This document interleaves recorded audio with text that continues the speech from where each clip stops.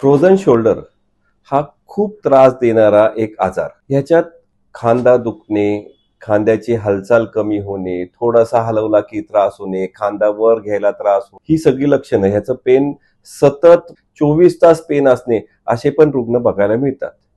ह्याचं कारण आजपर्यंत माहीत नाही, पण डायबिटीसच्या पेशंटमध्ये हे खूप जास्त प्रमाणात बघितलं जातं. एक अभ्यास असा आहे की तुमच्या भावना दबल्या गेल्या किंवा तुम्ही तणावामध्ये असला की हा त्रास व्हायला लागतो, किंवा जेव्हा तुम्ही तणावामध्ये असता तेव्हा शरीरातले हॉर्मोनल चेंजेस व्हायला लागतात.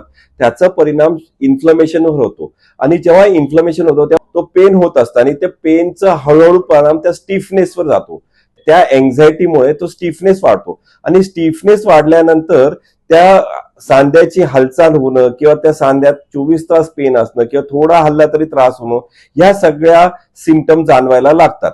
तर ह्या आजारामध्ये होमिओपॅथिक औषध ह्या पद्धतीने काम करतात. तेव्हा जेव्हा त्याची केस घेतली जाते तेव्हा त्याची मानसिकता आणि शारीरिक लक्षणं बघून त्याला औषधं दिली जातात. तर ह्यामध्ये होमिओपॅथिक औषधांनी त्याची मेंटल ॲबिलिटी वाढते, त्याची फिजिकल ॲबिलिटी वाढते, आणि ह्या सगळ्यामुळे फ्रोझन शोल्डर पूर्ण बरं होण्यासाठी मदत होते.